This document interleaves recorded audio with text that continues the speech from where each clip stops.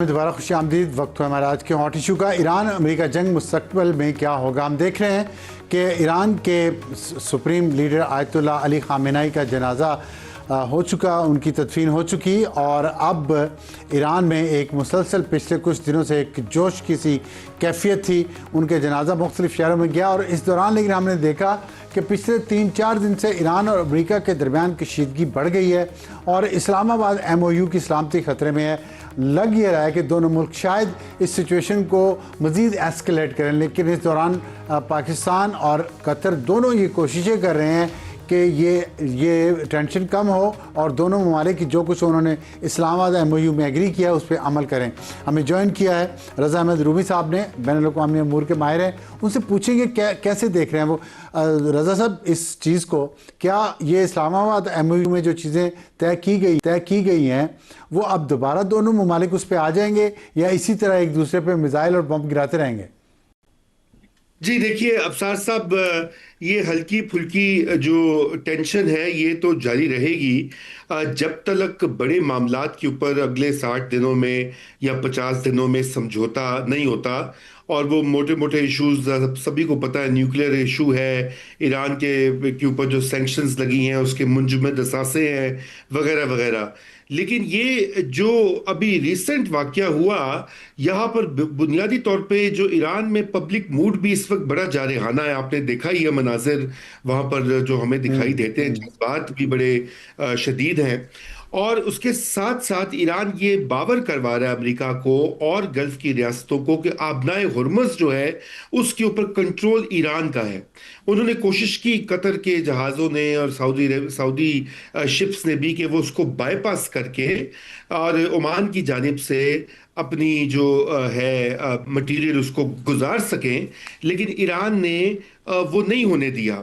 और ये बड़ा एक वाजे मैसेज है अमेरिका को भी और गल्फ की जो दीगर रियासतें भी हैं कि आबना रज़ा हुर्मुज़। साहब, सॉरी मैं आपको इंटरप्ट कर रहा हूँ, लेकिन ये बड़ा आम सवाल है कि आपने हुर्मुज़ में जो वो तंग रास्ता है जहाँ एक तरफ ईरान की बाउंड्री है, दूसरी तरफ ओमान की है, तो ओमान भी एक सॉवरेन कंट्री है।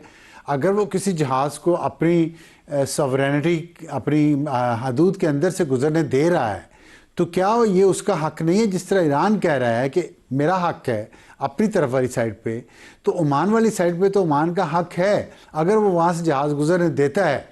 तो इस पे फिर ईरान को क्या मसला है? देखिए, आपकी बात बिल्कुल दुरुस्त है कि ओमान का भी एक बनता है, इस्तेहकाक बनता है। मगर मेरे ख्याल से ज़्यादा अहम बात ये थी कि शायद MOU के बाद ये अज्यूम किया अमेरिका ने और गल्फ की रियासतों ने कि जी अब हम अपना सारी यहाँ से ट्रैफिक जो है जंग से पहले की सूरत हाल में गुजार चुकेंगे। लेकिन चूंकि ईरान की ये अब एक लेवरेज है, अब साथ साथ देखिए ना, उनके पास एक ही तुर्क का पत्ता है और वो आबनाए हुर्मुज है। तो मैं अर्ज ये आपसे करना चाहता हूं कि इस नहीं वक्त ठीक जो है, है। तुर्क का पत्ता उनके पास है, लेकिन उनके तुर्क के पत्ते को शह मात अगर वो इस तरह दे रहे हैं कि ओमान के वाटर्स में से गुजर रहे हैं, तो इस पे तो देखें, अब ईरान ने लेवरेज इस्तेमाल किया, दूसरे ममालिक भी तो लेवरेज इस्तेमाल करेंगे और उनके पास ये है कि वो ओमान का पानी इस्तेमाल कर सकते हैं। या तो ईरान कहे कि नहीं, ओमान का पानी भी इस्तेमाल नहीं कर सकते वहाँ भी, ये तो फिर ईरान वही बात करेगा जो असूल, जिस असूल पे उसने स्टैंड लिया हुआ है। ये उस असूल की खिलाफ वर्जी है कि अपनी सॉवरेनिटी तो वो चाह रहे रिस्पेक्ट की जाए, ओमान की सॉवरेनिटी को वो नहीं चाहता रिस्पेक्ट की जाए। ये कॉन्ट्राडिक्शन नहीं है? नहीं, ये कॉन्ट्रडिक्शन बिल्कुल है। आप इस यकीनन यही वाला मामला है। मगर इसमें एक एंगल और भी है कि ईरान की अपनी भी ग्रीवेंसेस है। वो ये समझता है कि उसके खिलाफ जो मुस्तकिल जो कार्रवाइयाँ हुई हैं अमेरिका की तरफ से भी, वो अमेरिका के ऊपर भी इल्जामात धरे हैं उसने MOU को वायलेट करने के। लेकिन ये बात इस वक्त तो बहुत सारे लोग इस बात को मानते हैं कि ईरान शायद किसी एक लाइन काफी हद तक क्रॉस कर दी है और वो जो अमन का एक एक उम्मीद पैदा हुई थी अब वो मजीद पीछे धकेल दी गई है, क्योंकि इसके ऊपर बड़ी हार्ड लाइन ले रहा है ईरान। लेकिन अब मैं आपसे यही अर्ज करूंगा कि देखिए, ये सारे का सारा जो मामला है ये आबनाए हुर्मुज के ऊपर, क्योंकि ईरान का जो पत्ता एक है वो यही है, उसको पता है अमेरिका ने भी इसी से चलना है, गल्फ ने भी इसी से चलना है, और ईरान के जो टर्म्स हैं जिसके ऊपर आगे जाकर मुज़ाकरात होने हैं और मुख्तलिफ अमूर के ऊपर कोई कोई समझौते होने हैं, वो उसमें ईरान ने अपनी जिसे कहते हैं कुछ थोड़ी बहुत लेवरेज जो है उसका जिक्र भी कर दिया। ये दोनों फरीक जो है अच्छा, अपनी एक कुव्वत इरादी का इम्तिहान ले रहे हैं अबसार साहब, क्योंकि ये सिर्फ सिर्फ ये ठीक। अपना हुर्मुज वाला मामला नहीं है, ये असल में दबाव भी है कि भाई आपने चूंकि मेज पे बैठ के बातचीत करनी है तो ये आपको पता लगे कि मेरे पास भी कुछ पत्ते हैं ठीक है, जो मैं इस्तेमाल। दबाव का बहाना, लेकिन मैं ये जानना चाहता हूँ कि दबाव का बहाना जो ईरान ने किया है कि दबाव डालना है, तो क्या ये मुनासिब था कि कतर जो एक सालिस है और जो मेज़बान था इस्लामाबाद एमओयू जब साइन हुआ है, उसमें बर्गनस्टॉक में और स्विट्ज़रलैंड में, उसके बाद जी उन्हीं के जहाज़ पे हमला करना, फिर सऊदी अरब के जहाज़ पे हमला करना, जिसका पाकिस्तान से एक दफ़ाई मुआहिदा है और पाकिस्तान दूसरा सालिस है, कि आपके ख्याल में ईरान जानबूझ के सालिसों को एम्बेरस करवा रहा है, उनकी वैल्यू नहीं कर रहा उनकी एफर्ट्स की, या ये इत्तेफाक है? नहीं, मेरे ख्याल से कतर को तो थोड़ा वो मैसेज भी दे रहा है, और क्योंकि कतर के साथ आपको पता है कि कुछ कभी खुशी कभी गम वाला मामला है।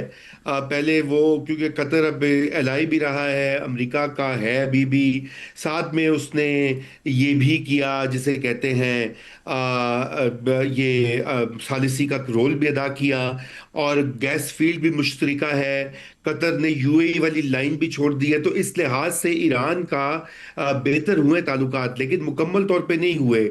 इसलिए कतर को भी वो याद दहानी यही करवा रहे हैं कि देखिए अगर ये कॉन्फ्लिक्ट स्टार्ट होता है या आप हमारे साथ नहीं इस खत्ते में साथ देंगे तो फिर आपको उसके मुज़मरात को भुगतना पड़ेगा।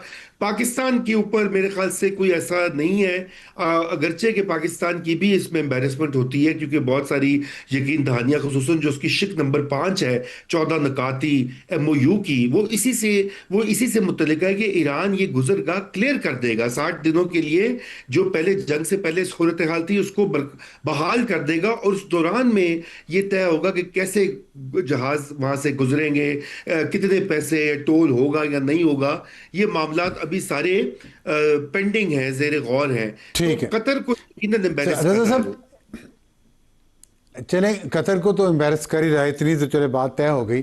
तो बताइए कि पाकिस्तान के अंदर एक बहुत सपोर्ट थी ईरान की, और लेकिन हालिया दिनों में मैंने देखा है, सोशल मीडिया की मैं बात करूं, ज़ाहिर है मैंने खुद जाके सर्वे तो नहीं किया, वही लोग जो ईरान की सपोर्ट कर रहे थे गैर मशरूत तौर पे, वो क्वेश्चन कर रहे हैं ईरान की इंटेंशंस अब, और वो ये कह रहे हैं कि पाकिस्तान ने इतनी कोशिश की, पाकिस्तान की लीडरशिप ने एक मुल्क के तौर पे सब तरह से, इसके बावजूद भी और पाकिस्तान को चाहिए कि अब इनको एक दफ़ा लड़ लेने दें अगर ये बाज नहीं आते, और यहाँ पे अपने घर के अंदरूनी हालात को ठीक करने पे फोकस करे।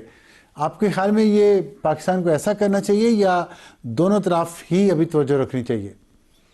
देखिए अफसार साहब, इससे तो कोई जिसे कहते हैं कोई दो राय नहीं हो सकती कि पाकिस्तान को अंदरूनी मसाइल की तरफ अशद तवज्जो देने की ज़रूरत है, और अशद ज़रूरत है तवज्जो देने की, क्योंकि जो हालात बने हुए हैं मईशत के, दहशत गर्दी के, ये जो बलूचिस्तान में जो कुछ हो रहा है, और जिस तरह से केपी में भी दोबारा हम देख रहे हैं कि टीटीपी और ये अफगानिस्तान से जो सपोर्ट मिल रही है उसका बंदोबस्त करना तो अवलीन जिम्मेदारी होनी चाहिए, और हमारी लीडरशिप का सारी तवज्जो जो ठीक। है वो बाहर रही है। लेकिन इसका ये मतलब नहीं कि हम इसको नजरअंदाज कर दें, क्योंकि जो कुछ ईरान में होगा, इस खित्ते में होगा, वो बराह रास्त सबसे पहले हम पर उसका असर होगा, चाहे वो तेल की कीमतें हों, चाहे वो बीएलए का मसला हो, चाहे वो ये जो दरअंदाजी होती है पाकिस्तान में अफगानिस्तान के रास्ते से, वो ये हमारी सिक्योरिटी के लिए भी बहुत अहम बात है।